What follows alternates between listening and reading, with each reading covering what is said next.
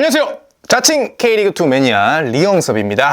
지난 1일 목동에서 서울 이랜드와 전북 현대의 K리그 승강전 1차전이 열렸습니다. 경기 결과부터 말씀드리면 전북 현대가 이랜드를 2대1로 꺾으면서 잔류의 희망, 불씨를 살렸는데요. 사실 그 전에 아산과 대구 2차전이 K리그 역사에 길이 남을 명경기였기 때문에 이랜드와 전북의 1차전이 상대적으로 조금 심심하긴 했습니다. 그러나 양팀 모두 재미있는 결과를 낳으면서 2차전에 대한 기대감을 또 한껏 불어 넣었는데요.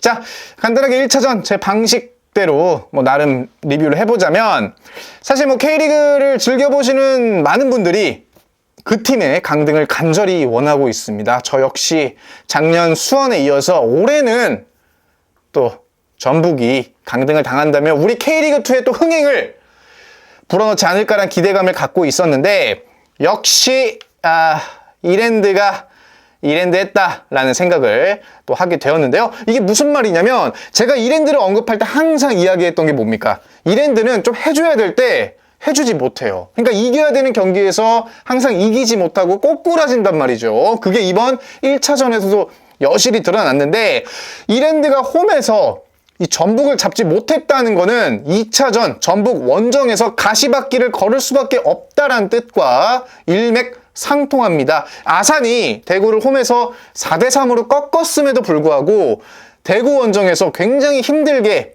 접전 끝에, 사실 말이 접전이지, 대구에게 끌려달리면서 겨우 동점골 넣고 연장 가서 이제 무너졌거든요. 근데 전북 원정은 대구 원정보다 어려우면 어려웠지 결코 쉽지 않단 말입니다. 그래서 이랜드에게는 굉장히 힘든 2차전이 될 것 같은데, 1차전에서 이랜드가 너무나 아쉬웠던 게 전반전에 힘을 쓰지 못했어요. 누군가는 김도균 감독이 이건 의도한 거다, 전반전에 소극적으로 나서면서 전북을 탐색하고 후반전에는 분위기 반전을 통해서 이렇게 이기려는 거 아니냐라는 말씀을 하시기도 하는데, 그렇다고 하기에는 이랜드가 전반에 전북에게 너무 밀렸고요. 패스도 안 되지, 점유율도 안 되지, 빌드업 안 되니까 공격도 당연히 안 되지, 그저 그냥 전북이 하는 대로만 이리저리 끌려다니다가 실점하고 1대0으로 마치게 되었습니다. 사실 이랜드가 이 후방에서 빌드업을 통해서 미드필더에서 뿌려주는, 그래서 이 기동력이 굉장히 좋은 공격수들이 또 이렇게 드리블 돌파, 또 크로스를 해가지고 득점하는 패턴이 많았거든요. 근데 이 전반에는 이랜드가 빌드업이 되지 않으니까 이러한 이랜드가 갖고 있는 장점이 전혀 빛을 발하지 못했고, 또 이제 전북에게 계속해서 어떻게 보면 공간을 계속 내줬다? 왜냐면 압박이 그렇게 강하게 들어가지는 않았어요. 근데 그 이유도 분명히 전북이 아마 체급차가 좀 나기 때문에 쉽사리 압박을 했다가 공간이 비어버리면 또 그 사이를 이용해서 전북이 역으로 역습이라던가 또 오밀조밀한 축구를 펼칠 수 있기 때문에 오히려 약간 뒤로 물러서면서 좀 기다린 축구를 했던 것 같거든요. 그리고 이거는 이랜드만 아쉬운 게 아닙니다. 전북 역시 전반에 전북이 이랜드를 엄청나게 밀어붙였음에도 불구하고 딱 한 골밖에 뽑지 못했다는 겁니다. 이거는 역시 전북이 왜 강등권에 있는지를 여실히 보여준 장면이라고 생각하고요. 전반전에만 전북이 슈팅 7개, 유효 슈팅이 무려 5개를 때렸습니다. 근데 딱 한 골 들어간 거예요. 그러니까 전북 역시 공격에서 조금 아쉬움을 드러냈다고 할 수 있고, 이랜드는 전반전에는 딱 슈팅이 1개였단 말이에요. 그러니까 전체적으로 이랜드에게는 굉장히 좀 아쉬웠고, 전북에게는 공격을 했음에도 불구하고, 한 골 넣었음에도 불구하고 역시 아쉬운 경기가 전반전엔 이루어졌다라고 할 수 있고요. 그럼에도 불구하고 전북의 선제골을 좀 보시면 문선민이 왼쪽에서 바로 권창훈에게 패스를 주고요. 권창훈이 다시 티아고에게, 또 티아고가 쇄도하는 문선민에게, 그리고 다시 리턴 패스를 받아서 티아고가 골을 성공시키거든요. 딱 4번의 패스로 이랜드 수비를 그냥 무너뜨립니다. 그리고 보시면은 이 상황에서 문선민, 티아고, 권창훈에게 이랜드 수비가 한 6명이 붙어 있어요. 근데 쇄도하는 문선민과 티아고를 전혀 잡아내지 못하면서 또 실점을 허용하는 모습이 있었어요. 그러니까 이랜드가 좀 전반전에는 약간 우왕좌왕하면서 제대로 좀 정신을 차리지 못하는 모습이 좀 잘 보였다고 할 수 있고요. 그러니까 이랜드는 전북에게 전반전에 너무 많은 기회를 줬어요. 그래서 전북은 기회를 오히려 이제 잘 살리지 못했기 때문에 이랜드에게는 다행이었고, 또 전북은 기회를 만든 것에 비해서 선제골이 좀 늦게 터졌다라는 점도 있습니다. 특히 이제 권창훈이 은근히 돋보였어요. 물론 골을 넣지 못했습니다만 권창훈이 이제 게임 전체적으로 슈팅 4개도 때렸고요. 또 전반 초반에는 이 코너킥 세트플레이 상황에서 노마크 찬스까지 얻었거든요. 물론 그게 수비를 맞고 나가긴 했지만 어쨌든 권창훈 선수를 조금 풀어둔 것 역시 이랜드에게는 어떻게 보면 실책이 아니었나 좀 생각이 되고요. 다만 이제 후반 시작과 함께 김도균 감독이 무려 3명이나 교체를 하면서 이제 승부수를 띄웠는데 이게 적중하면서 이랜드는 전반과 완전히 다른 모습을 또 보여줬습니다. 특히 이랜드는 브루노 실바가 있지 않습니까? 이 브루노 실바의 존재감이 이 전북전에서도 여실히 드러났는데 사실 이번 경기에서는 뭐 브루노 실바나 변경준 모두 정말 좋은 활약을 펼쳤지만 역시 오스마르 선수가 이랜드의 키맨이라고 할 수 있을 정도로 존재감이 대단했는데 후반 들어서 오스마르는 이 중앙 수비에서 미드필더로 올라갔거든요. 그러니까 이 오스마르가 중앙에서 홀딩 역할을 해주면서 이제 수비와 공격의 그런 연계도 되어주고 어떻게 보면 또 안정이 됐단 말이에요. 또 오스마르 선수는 장점이 골 넣는 수비수잖아요. 물론 이번 경기에서도 골을 넣습니다만 뭐 골뿐만 아니라 중간에 때리는 중거리 슛 같은 것도 이제 간간히 때려주면서 전북의 수비를 또 뒤흔드는 모습이 대단히 인상적이었고 이제 일단 오스마르가 중앙에서 빌드업을 또 잡아주면서 이랜드의 그 빠른 기동력이 굉장히 빛을 발한 후반전이었는데 특히 브루노 실바와 변경준의 그런 빠른 그 스피드를 이용한 드리블 돌파에 전북이 또 정신을 못 차리는 모습이 있었습니다. 특히 브루노 실바 같은 경우는 공을 잡고 드리블하면 전북의 선수들이 한 2명 붙거든요. 그럼에도 불구하고 밀리지 않는 모습이 일단 브루노 실바에 대한 그런 기대치가 굉장히 올라갔을 거예요. 제 생각에 브루노 실바는 일단 어떻게 됐든 이번 시즌에 뭐 승격을 하든 잔류를 하든 이랜드에서 다른 구단으로 가지 않을까라는 생각을 또 해보거든요. 그만큼 굉장히 좋은 활약을 해줬고 이랜드가 이제 후반에 승부수를 띄운 게 또 제대로 먹혔고 시작하자마자 거세게 밀어붙이면서 계속해서 그 코너킥 찬스를 얻었단 말이에요. 그리고 결국 그 코너킥에서 오스마르가 동점골을 성공시켰는데 이 오스마르 골 장면도 보시면 앞에는 티아고가 있고요. 뒤에는 이제 박진섭이 있는데도 그 사이에 있는 오스마르가 헤딩골을 따냅니다. 이게 전북이 왜 K리그 1에서 최다 실점을 했는지 알 수 있는 대목이라고도 생각하고요. 이랜드 같은 경우는 K리그 2에서 팀 득점이 62점입니다. 무려 1위입니다. 그만큼 득점력이 굉장히 좋은 팀이고 또 이번 시즌 헤딩으로 득점한 골이 8골인데 이게 비율로 따지면은 12.5%예요. 그러니까 결코 적지 않은 비율이고 전북이 어떻게 보면 이랜드의 그 세트 플레이를 조금 쉽게 본 거 아닐까 싶을 정도로 약간 오스마르를 놔뒀다고 할 수 있고요. 반면 전북 같은 경우는 올 시즌 팀 실점이 59점으로 K리그 1에서 단연 1위입니다. 많은 실점을 한 팀이고 이 중에 헤딩으로 먹힌 실점이 무려 10골입니다. 그러니까 전북의 제공권이 뭐 나쁜 편은 아니지만 이 헤딩으로 인한 실점이 많기 때문에 이에 대한 대비를 철저히 했어야 됐는데 하지 못한 게 또 이 동점골을 먹힌 원인이라고 저는 봤고요. 어쨌든 후반에 투입된 이 변경준과 브루노 실바에게 휘둘리는 전북을 보면서 역시 감독의 짬밥이 얼마나 중요한가를 또 느끼는 순간이 있었습니다. 이 김도균 감독이 전반과 다른 전술로 그러니까 후반에 완전히 경기 양상을 바꿔버렸다면 이 전북의 김두현 감독은 사실 이거에 대해서 제대로 대응하지 못하는 모습이 또 굉장히 인상적이었거든요.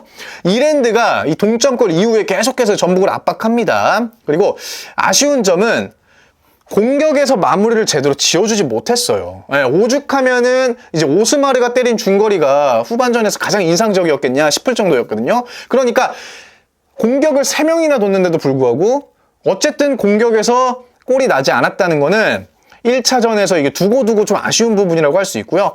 어쨌든 후반 막바지에 터진 이 전진우의 역전골로 전북이 2대1 승리를 가져갔고요. 역전골 이후에 이랜드 수비가 또 흔들리는 모습을 보여주면서 티아고에게 아찔한 순간을 좀 맞긴 했지만 어쨌든 잘 막아낸 이랜드였습니다. 경기 내용을 어찌되었든 전북이 결국 공격수들로 골을 만들어냈고 이랜드 같은 경우는 공격수들이 골을 만들어내지 못한 게 1차전의 향방을 갈랐다고 생각하고요. 이랜드는 원래 홈에서 자주 졌습니다.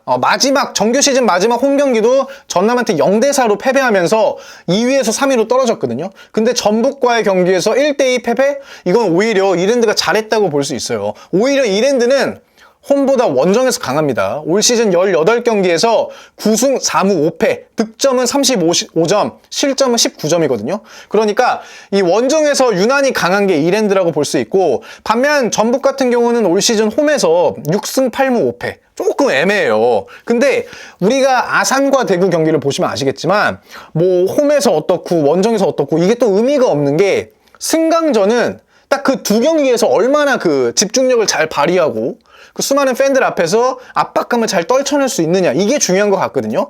이 K리그 2 팀들이 K리그 1의 홈구장에 가서 그 수많은 관중 앞에서 이 압박감을 떨쳐내고 본인들의 플레이를 할 수 있느냐, 이게 관건인데, 사실 이번에 목동에서도 13,000명이 집결했습니다. 이거 진짜 이랜드에게는 13,000명이라는 숫자가 되게 엄청나게 많은 거거든요. 근데 이 13,000명 모두가 다 이랜드 팬은 아니었던 거예요. 물론 이제 전북 현대 팬들도 있었을 거고, 솔직히 전북이 이 목동에 온다고 하니까 그 주변에 사는 사람들이나 다른 팀들의 팬들도 목동에 많이 갔을 겁니다. 그리고 이랜드의 문화가, 이 응원이 서포터에 의해서 펼쳐지는 게 아니고 약간 구단의 그런 뭐 약간 야구처럼 그런 치어리더 같은 사람들이 응원을 주도하거든요.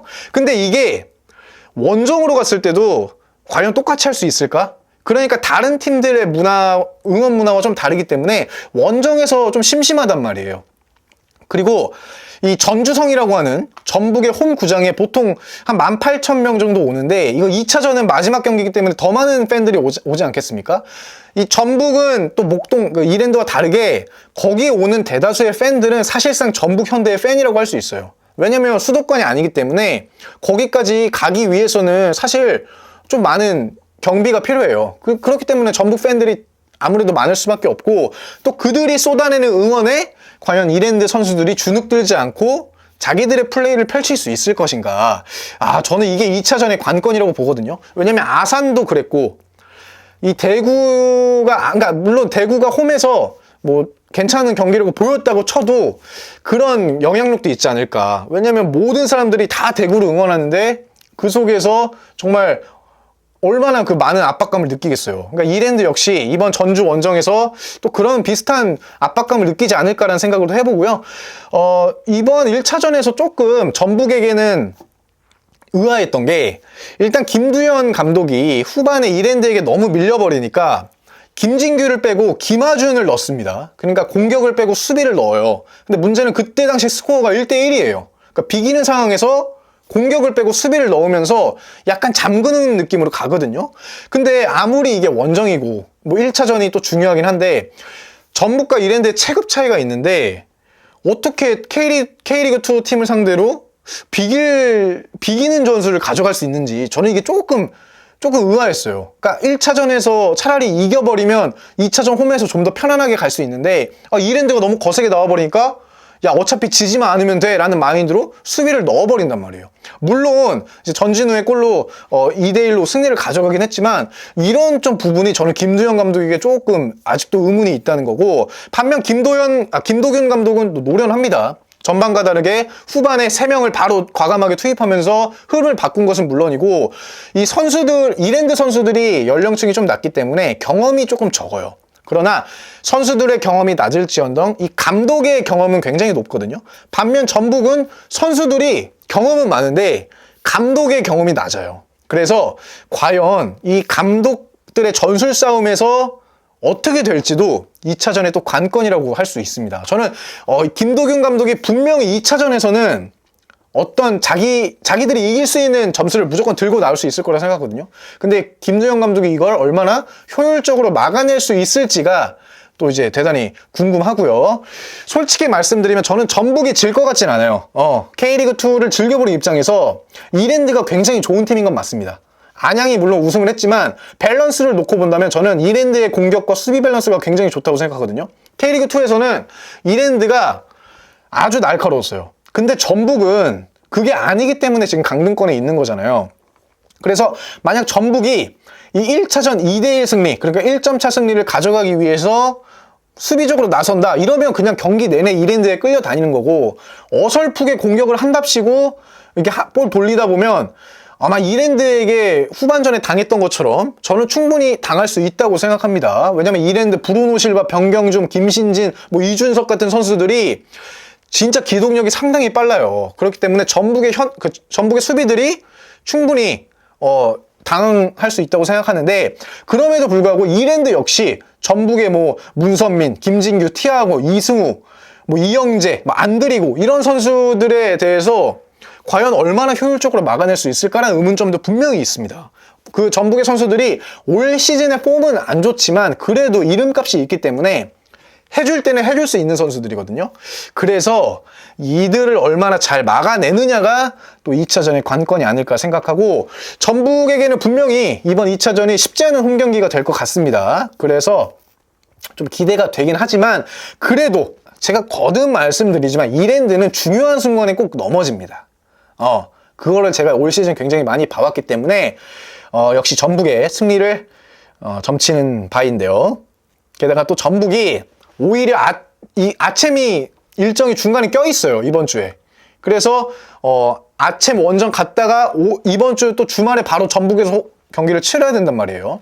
이랜드는 오히려 아산보다 더 좋은 조건에서 경기를 치러요. 그렇기 때문에 원래대로라면 이랜드도 아산처럼 1차전 끝나고 3일 쉬고 2차전 해야 되는데, 전북이 아침 일정이 있으니까 이랜드는 지금 일주일이라는 긴 휴식 시간을 갖고 2차전을 치른단 말이에요. 그러니까 굉장히 좋은 조건에서 경기를 치르는 이랜드인데도 불구하고 저는 이랜드가 그럼에도 불구하고 경기를 좀 가져가지 못할 것 같아요. 예. 그게 확실히 큰 경기에서 이 경험이 있느냐 없느냐가 좀 큰 것 같아요. 이번에 아마 아산과 대구 경기를 보신 분들도 다 느끼셨겠지만, 이 확실하게 해줄 수 있는 선수가 큰 경기에서, 그러니까 그 중요한 경기에서 집중력을 발휘해서 얼마나 잘 해주는가가 중요한 것 같아요. 사실 이번 1차전에서도 이랜드에서 결국에 골을 넣은 선수는 경험 많은 오스마르 선수였거든요. 그러니까 근데 오스마르는 공격수가 아니잖아요. 대구도 뭐 세징야, 에드가 모두가 이제 그 경험 많은 선수들이 해줬기 때문에 대구가 살아남은 건데, 이랜드는 그런 선수들이 공격진에는 없다는 게 조금 아쉽지 않을까라는 생각을 해봅니다. 뭐 K리그 1, 2 솔직히 다 한 끗 차이인데 이런 중요한 순간에서 해줄 수 있는 게 진짜 그 승리를 쟁취하는 이게 차이라고 생각합니다. 자, 고로 자칭 K리그2 매니아 저 리영섭은 결국 아쉽게도 전북이 잔류할 거라고 예측합니다. 그래도 뭐 전주가 K리그2 오는 것보다 이랜드가 오면 목동 저희 집에서 가깝거든요. 또 갈 수 있으니까. K리그2 전주 너무 멀어요. 자, 그리고 이랜드 진짜 이번 10주년을 기념해가지고 좀 많은 투자를 했고요. 또 좋은 경기력을 펼쳤지만 이제 10년 됐는데 어딜 또 K리그1으로 가려고 합니까? 부천 손 잡고 아직 K리그2에 남아서 우리가 할 일이 많습니다. 그래서 내년에도 K리그2에서 좋은 모습 보여준다면 이랜드 충분히 뭐 다이렉트 승격할 수 있으니까. 여기까지 이랜드와 전북의 1차전 소감이었습니다. 다음에도 다른 주제로 찾아뵙도록 하겠습니다. 이번 주 일요일 2차전 재미나게 보시길 바라겠고, 뭐 두 팀 아무나 이기시길 바라겠습니다. 감사합니다.